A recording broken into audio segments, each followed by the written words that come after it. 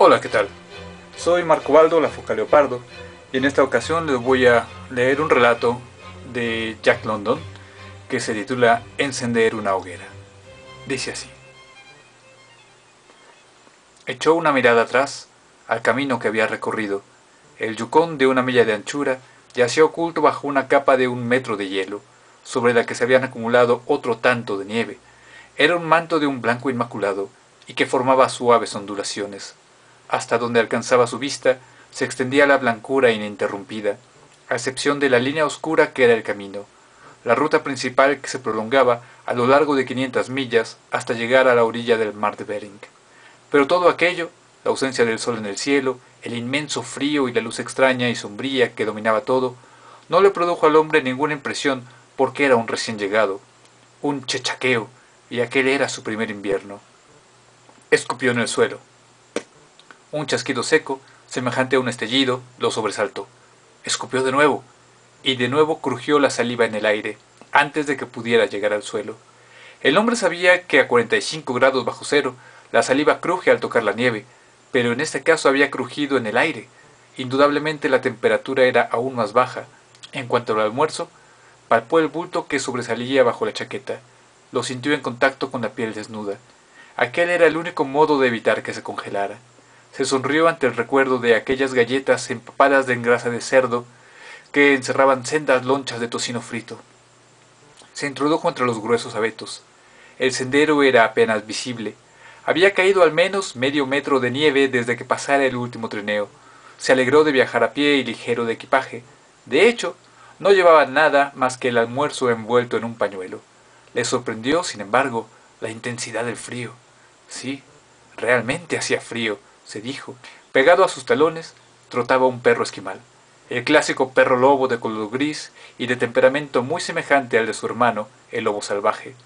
El animal avanzaba abrumado por el tremendo frío. Sabía que aquel no era un día para viajar. Su instinto le decía más que el raciocinio al hombre a quien acompañaba. Lo cierto es que la temperatura no era de 45 grados, ni siquiera de poco menos, era de 50 grados bajo cero, y más tarde de 58 grados bajo el punto de congelación. Perdón. El perro no sabía nada de termómetros, pero tenía instinto. Experimentaba un temor vago y amenazador que lo hacía arrastrarse pegado a los talones del hombre, esperando que encendiera una hoguera. El perro había aprendido lo que era el fuego y lo deseaba, y si no el fuego, al menos hundirse en la nieve y acurrucarse a su calor, huyendo del aire. La humedad helada de la respiración cubría sus lanas de una fina escarcha. La barba rojiza y los bigotes del hombre estaban igualmente helados, pero en él la escarcha se había convertido en hielo y aumentaba con cada exhalación. Pero al hombre no parecía importarle aquel apéndice a su persona. Miró la hora. Eran las 10.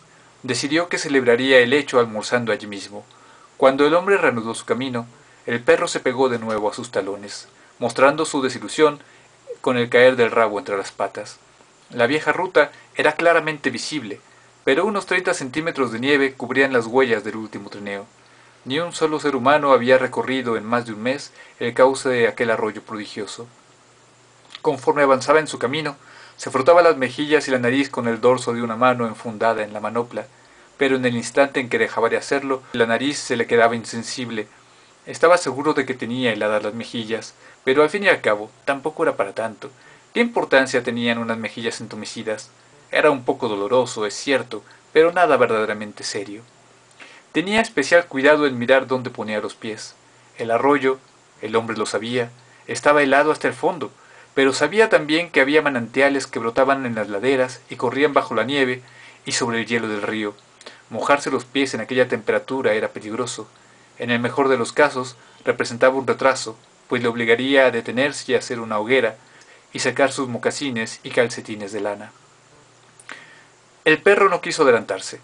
Se resistió hasta que el hombre se vio obligado a empujarlo, y sólo entonces se adelantó apresuradamente en la superficie blanca y lisa. De pronto, el suelo se hundió bajo sus patas. El perro se ladeó y buscó un terreno más seguro. Se habían mojado las patas delanteras y casi inmediatamente el agua adherida a ellas se había convertido en hielo.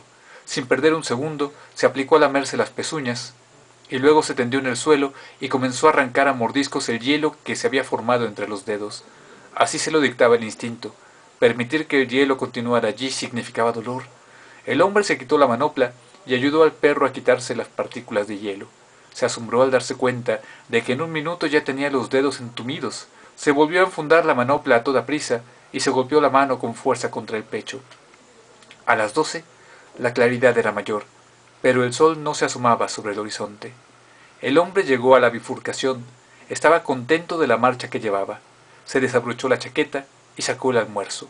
La acción no le llevó más de un cuarto de minuto, pero notó que la sensibilidad huía de sus dedos. Luego se sentó a comer. Trató de hincar los dientes en la galleta, pero la mordaza de hielo le impidió abrir la boca. Se había olvidado de hacer una hoguera para derretirla. Se rió de su descuido, y mientras se reía, notó que los dedos se le habían quedado entumecidos. Sintió también que las punzadas que había sentido en los pies al sentarse se hacían cada vez más tenues.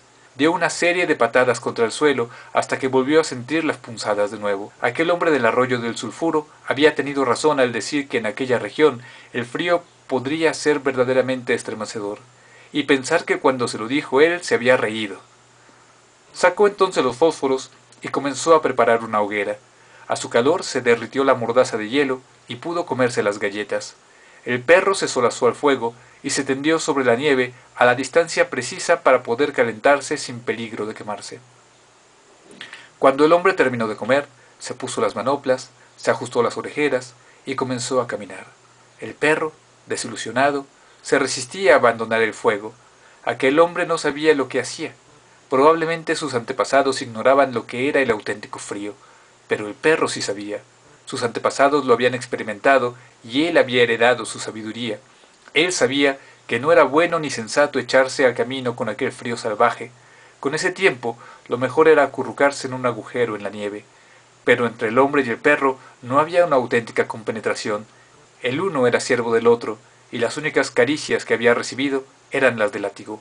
Por eso el perro no hizo el menor esfuerzo por comunicar al hombre sus temores. Su suerte no le preocupaba. Pero el hombre silbó y le habló con el lenguaje del látigo, y el perro se pegó a sus talones y lo siguió. Durante media hora caminó sin hallar ninguna dificultad, pero de pronto sucedió. En un lugar donde la blancura ininterrumpida de la nieve parecía ocultar una superficie sólida, el hombre se hundió. No fue mucho, pero antes de que lograra ponerse de pie, se había mojado hasta la rodilla. Se enfureció y maldijo en voz alta su suerte. Quería llegar al campamento a las 6 en punto, y aquel percance representaba una hora de retraso. Ahora tendría que encender una hoguera y esperar a que se le secaran los pies. Buscó un poco de leña seca, arrojó sobre la nieve los troncos más grandes, con objeto de que sirvieran de base para la hoguera e impidieran que se derritiera la nieve y se hundiera la llama que logró obtener arrimando una cerilla a un trozo de corteza de abedul que se había sacado del bolsillo. La corteza de abedul arde con más facilidad que el papel. Tras colocar la corteza sobre la base de troncos, comenzó a alimentar la llama con las briznas de hierba seca y las ramas de menor tamaño. Decidió ponerse en cuclillas sobre la nieve para poder sacar la madera de entre las ramas de los abetos y aplicarlas directamente al fuego. Sabía que no podía permitirse un solo fallo. El veterano del arroyo del sulfuro se lo había dicho el otoño anterior, y ahora se daba cuenta que había tenido razón. Ya no sentía los pies. Para hacer la hoguera había tenido que quitarse las manoplas, y los dedos se le habían entumecido también. La sangre de su cuerpo estaba viva, como el perro, y como el perro quería ocultarse, ponerse al abrigo de aquel frío implacable.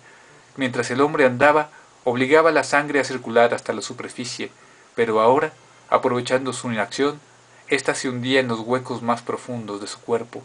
Las extremidades fueron las primeras que notaron los efectos de su ausencia. Los pies mojados se helaron, la nariz y las mejillas estaban entumecidas, y la piel del cuerpo se enfriaba conforme la sangre se retiraba.